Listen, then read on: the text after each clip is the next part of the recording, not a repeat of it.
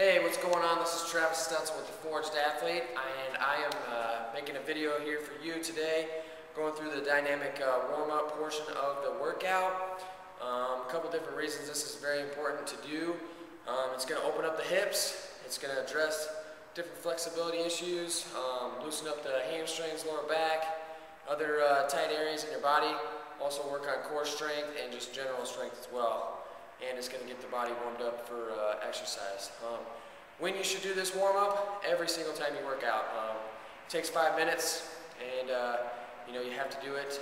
It's going to improve a lot of different things over time. So I recommend doing this before any type of activity: running, biking, swimming, lifting, whatever.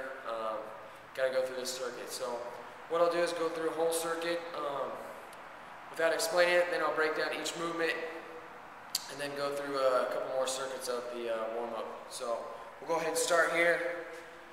Go through the whole circuit. Start with my feet together, hands down at the toes. I'm going to walk my hands out, keeping my core tight. Push-up position, a good deep push-up, popping up, coming down to the forearms. I'm going to rotate, really open those hips up, reach up to the ceiling. I'm rotate back, rotate other side. Hips up, right there, popping back up to the hands. Walk the hands back to the toes, keeping my legs as straight as possible. Pop straight up, lunge out one side, down the knee, reach to the ceiling, really open up the hip flexor. Pop up to the front foot, straighten the front leg out, back to the knee, drive off the heel, back down to the other foot. Reach. Coming down to the front, straighten it out. Pop up off the hip. Wide stance, sumo squat. Keeping the chest up, setting the hips back. Squeezing the shoulder blades, pop it up. And that's one round. Now with that, once you learn that whole circuit, you'll put the timer on. You'll go for 5 minutes. Your goal is to complete that circuit as many times as you can in 5 minutes in good form and good range of motion. So, I'll break it down. First movement, we're doing an inchworm out to a push-up. This is where a lot of people are very inflexible. They're very tight in the hamstrings, lower back. They can't even touch their toes. So go at your own regression. If you have to walk your hands out a little bit to start, the main thing you're focusing on is keeping your legs straight. So you walk your hands out, push-up position. A lot of people are very weak in the core, so their hips are going to be sagging. Keep your hips up. You're squeezing the belly button to the spine. Keep it tight. You don't want to feel anything in the lower back. Everything's in the front. From here, keep your elbows in on the push-up. People want to bring their elbows out on the push-up. That's no good.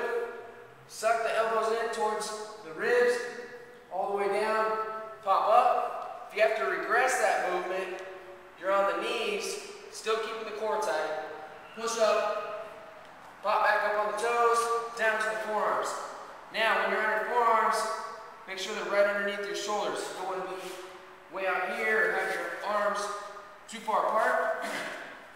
Pretty much right underneath your shoulders. From here, you rotate on one side, open the hip up. Hip's going to point straight towards the ceiling, hand's going to point straight towards the ceiling. Notice my hips are still up. I'm not down here, I'm staying tight in the hips. Rotate. You're going to hit a rotation on the other side, same thing. Opening the hip up, core's tight. Come back here. Keep in mind your core's tight the whole time. Back up on the hands. Walk the hands back. Now, this is where a lot of people run into trouble. They're very tight in the hamstrings. They can't get past this point. They have to bend their knees. Get to the point to where you're most stretched out. If you have to, bend your knees. Keep walking, hands up, stand straight up. Okay, it's the first portion. Next portion. You go into a lunge, all the way back down to the knee. It's very important you roll the hips through. You're hitting this area right here in the hips, hip flexor. Reach back with the hands, that's really going to open the hips up. Come down nice and easy. Both hands on each side of the foot. Straighten the leg out, right here. Again, another problem area for these hamstrings. People with tight hamstrings, you're not going to be able to straighten out that leg. So, straighten out the leg as much as you possibly can. Bring the foot up. Bring the foot off the floor. Point the toe towards the ceiling. Pop back to the back knee. You're going to focus on driving through the heel, back up to both feet. Then you'll repeat that out on the other side. Then you'll go wide stance, sumo squat. Feet are wider than shoulder width apart. Keep your chest up. Too many people squat like this. Again, they're very tight in the lower back. They're weak in the core. They're sitting forward. So keep your chest up. Sit your hips back. Reach your hands down. Come up to a Y. You're squeezing your shoulder blades. You don't want to be out like a bird. You want to make a Y with your hands. Right here. Pop up. Squeeze the butt at the top. That's a whole circuit. All right, so I'm going to go ahead, go through a whole circuit without explaining anything to show you where the top progression is with this, okay? So I'm just going to go ahead and go through it. Here we go.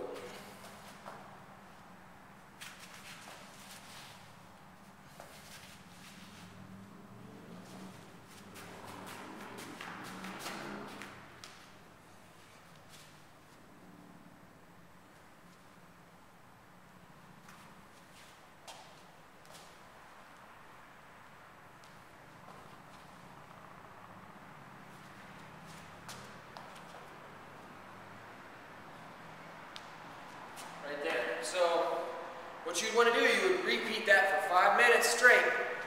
Any good athlete out there should be able to get about 15 total repetitions of that circuit.